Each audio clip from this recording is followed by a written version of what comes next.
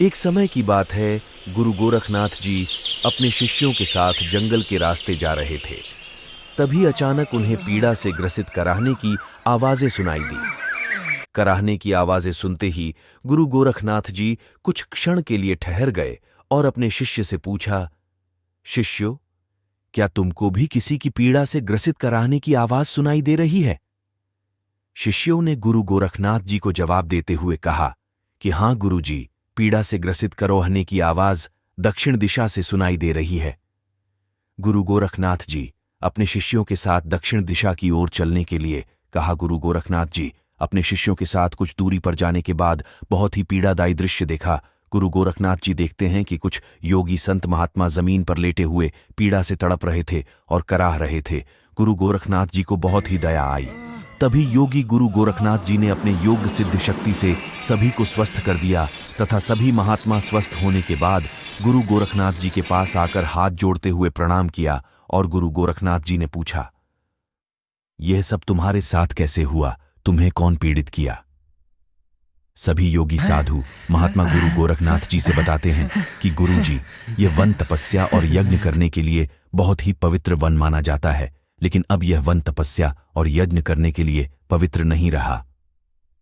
संतों की यह बातें सुनकर गुरु गोरखनाथ जी बोले, क्यों? अब इस वन में ऐसा क्या है कि जो अब यह पवित्र नहीं रहा? सभी महात्माओं ने गुरु गोरखनाथ जी से कहा, इस वन में एक सुबाहु नाम का राक्षस है जो हम जैसे तपस्वी महात्मा और साधुओं को मारता है और मारकर खा जाता है तथा हम लोगों को तपस्या और यज्ञ करते समय यज्ञ में हड्डियां और तमाम गंदी वस्तुओं डालकर यज्ञ को अपवित्र कर देता है और हम जैसे महात्माओं को मारकर खा जाता है। इसीलिए इस वन में हम जैसे साधु संतों की संख्या बहुत ही कम हो गई है। अगर इसी तरह चलता रहा तो इस वन से सभी तपस्वी और महात्माओं अंत और नामो निशान खत्म हो जाएगा। इतना सुनते ही योगी गुरु गोरखनाथ जी क्रोध से लाल हो जाते हैं। कहते हैं, ऐसा कभी नहीं होगा। तुम लोग जाकर यज्ञ की तैयारी करो। मैं आज उस सुबाहु नाम के राक्षस का अंत कर दूंगा। गुरु गोरखनाथ जी की यह बातें सुनकर सभी योगी महात्मा साधु यज्ञ करने लगते हैं और गुरु गोरखनाथ जी कुछ दूरी पर खड़े होकर यज्ञ की निगरानी करने लगते हैं। इधर सुबाहु राक्षस जंगल के बीच पहाड़ों में सो रहा होता है। जैसे ही वह सुनता है, साधु महात्मा फिर से यज्ञ करने लगे। सुबाहु राक्षस क्रोधित हो जाता है और आकाश मार्ग से यज्ञ के निकट आ जाता है।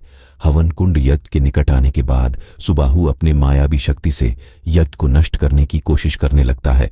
तभी गुरु गोरखनाथ जी सुबाहु की सारी मायावी शक्ति को अपने योग माया शक्ति से विफल कर देते हैं और सुबाहु राक्षस अपने योग माया शक्ति में विफल होने लगता है। सुबाहु राक्षस विफल होने के बाद गुरु गोरखनाथ जी को मल युद्ध करने के लिए ललकारने लगता है। तभी गुरु गोरखनाथ जी मल युद्ध के लिए कुछ दूरी पर जाते हैं और अपने योग माया शक्ति से विराट रूप का आकार लेने लगते हैं। विराट रूप आकार देखकर सुबाहु राक्षस भयभीत होने लगता है। तभी सुबाहु राक्षस और योगी गुरु गोरखनाथ जी से भयंकर मल युद्ध होने लगता है।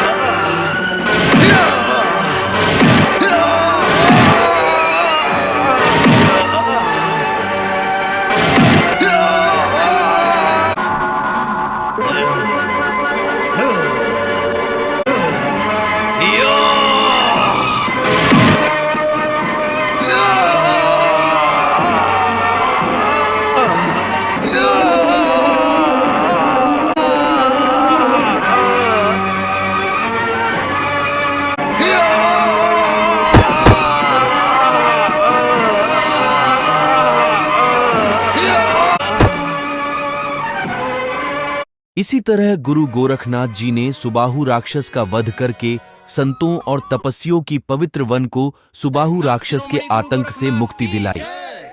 बोलो संत शिरोमणि गुरु गोरखनाथ जी की जय।